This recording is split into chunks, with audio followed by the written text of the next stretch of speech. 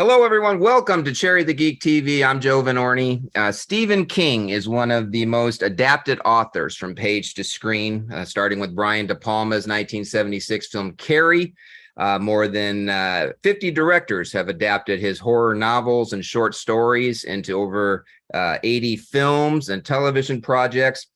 What is so fascinating with Stephen King that makes directors where they can't stop adapting his books? Well, a new documentary called King on Screen is attempting to answer that question. It is having its world premiere at Fantastic Fest in Austin, Texas on Saturday, September 24th, with an additional screening on Monday, the 26th. And today we are joined by the director of King on Screen. It's Daphné Baiwir. Did I say that right? Baiwir? Yeah. All right. Welcome to Cherry the Geek TV, Daphne. Thank you so that's much. The million-dollar question, right? What is so fascinating with Stephen King where directors can't stop adapting his work? What is the answer? What did you discover in making this film? Wow. Actually, there's a lot of answers to that question. First, it's the ability that he has to describe so well the characters and to go so well deep into their minds and feeling. And it's also the fact that it speaks to every reader because it's so familiar, the way he talks and the way he depicts the world we are living in. So, and obviously it's very cinematographic, so the way he does it. And I think it's the combination of different elements like this, the fact that he's writing very great characters, which is important when you are making a film, because if you don't care for the characters, you don't want to see the film somehow. And also the fact that it's really speaking to us as human beings. Yeah. Do you remember what the first Stephen King book or film was that spoke to you? What was the first exposure to Stephen King in your past? Well, actually, the first Stephen King I read was The Shining, and I was only 10. I wanted to read something quite scary, and I asked my father, okay, what do you recommend? What can I read, actually? And he gave me this book. He gave me The Shining, and I was like, oh, great. I was so thrilled. I read it like in 2 days. And the funny story is that my father at the time worked night shift in a hotel. So we were in the night in the hotel, everybody was asleep, and I was walking in the hallways, taking the elevators. It was kind of surreal, like living The Shining in some way. So it was such a great experience reading that book in that particular situation, that I really wanted to read more of Stephen King because I really loved The Shining. And then I started reading everything and seeing all the films, and that's pretty much how the idea came. I think mine was probably the Dead Zone and Pet Semetary novels back to back in high school. I remember those both were very influential on me. Well, you have a lot of heavy hitters in your film, a lot of directors that have directed Stephen King projects. Frank Darabont, very high profile, Mick Garris, we have Greg Nicotero, Taylor Hackford. Talk about the process of getting these directors to talk to you. Was it an easy process? Did it take one of them to sign on, and then the other ones were easier once you said, well, I've got so and so, and how'd that work? What was that process like? Well, it was an interesting process because at first, when we wanted to make the film, actually, we said, okay, let's reach 10 directors and see if they are willing to talk about their work, see if they want to be a part of the adventure. So we sent like 10 emails to the directors who made the most adaptations. For example, Mick Garris, he did 7, Frank Darabont, etc. And in a couple of days, actually, we had 10 yes. So we thought, that's great, that's amazing, let's do this. And then it's amazing because we were like talking to Vincenzo Natali, and he said, okay, you should talk to Josh Boone because he just did The Stand, the new version of The Stand. So we were like, yeah, that's amazing, that's so great. And he he wrote an email, and he put us in the email to say, okay, let's meet and let's try to make the interview. And Frank Darabont did the same with Greg Nicotero. Actually, we had Greg Nicotero thanks to Frank Darabont, because Greg Nicotero wasn't easy to find, actually. So Frank Darabont put us in touch. So that's amazing, because we had a great cast today in the documentary.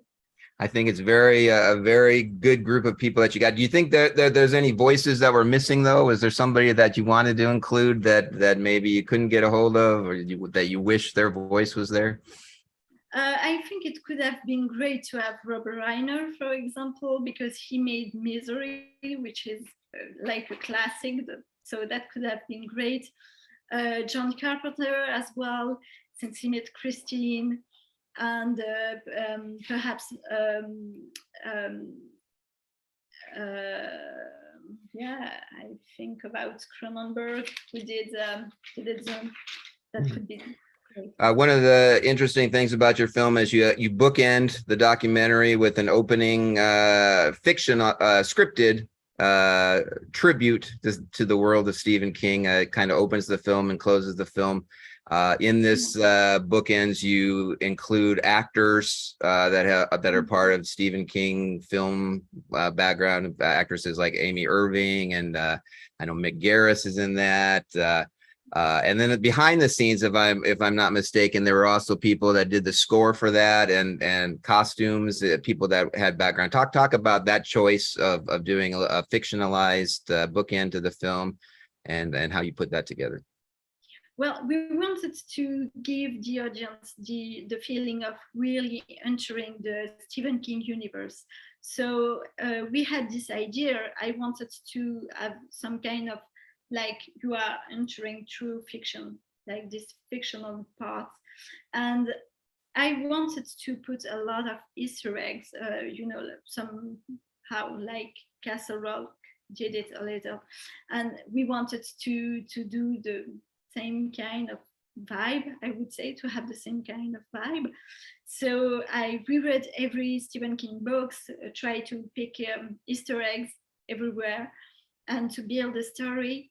And we had the chance to shoot it in Bangor, Maine, actually. So that was amazing, with great actors, because they all played in different adaptations. So we wanted to really go as much as we could into the documentary aspect of it. To have actors who played, to have the score. It's Nicholas Pike who did the music on the film. So we really wanted to have the King vibe everywhere in the film, actually. Yeah. Well, we are almost out of time. Has Stephen King, did you try to get Stephen King for the film? Has he seen the film? Have you heard from him through the grapevine? What's his take on the film? Actually, we didn't want to have Stephen King doing an interview in the film, because we wanted directors to talk about his work and not having him very present in it. But that being said, is everywhere in the film for sure, because everybody is talking about him. So it was like more doing an homage than him being there.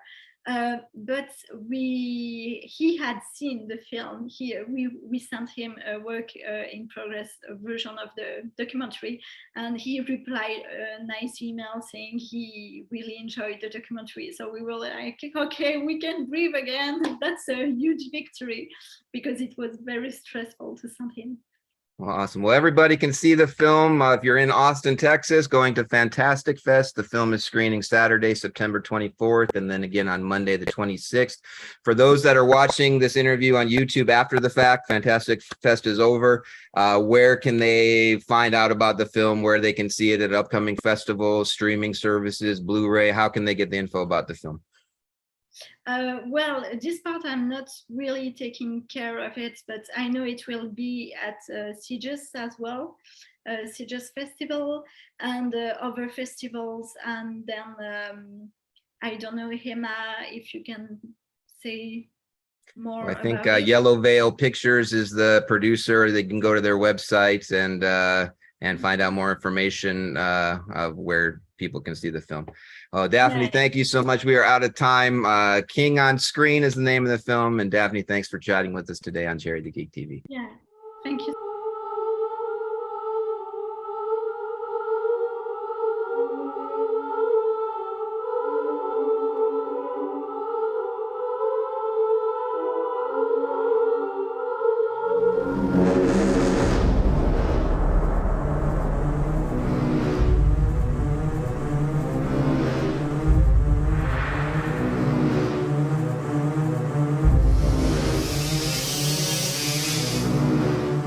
Stephen King is a master storyteller.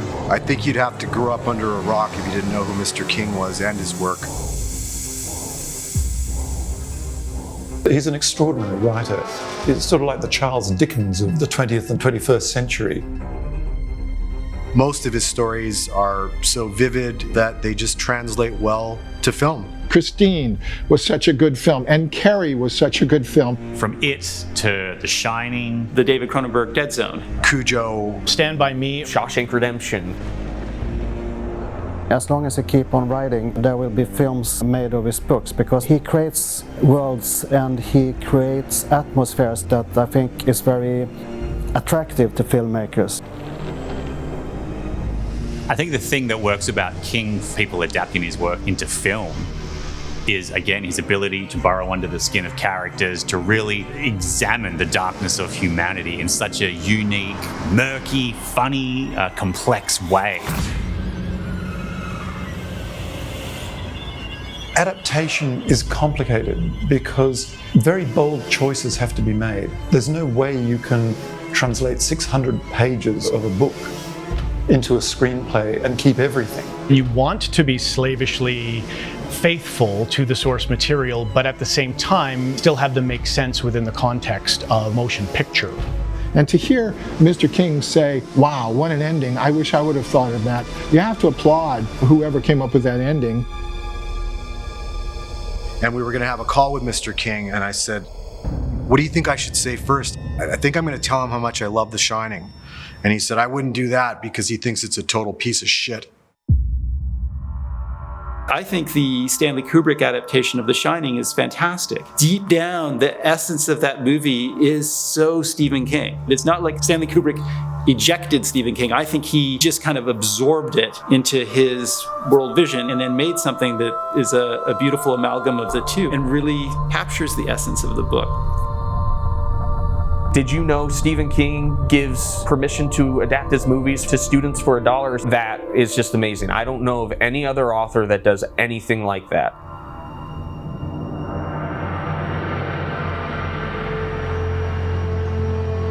King allows for a lot of engagement. Art is knowing what to leave out. Leave out something and then the reader adds that, and now I get to make my own movie. That's why I think King is great. That's the legend of Stephen King.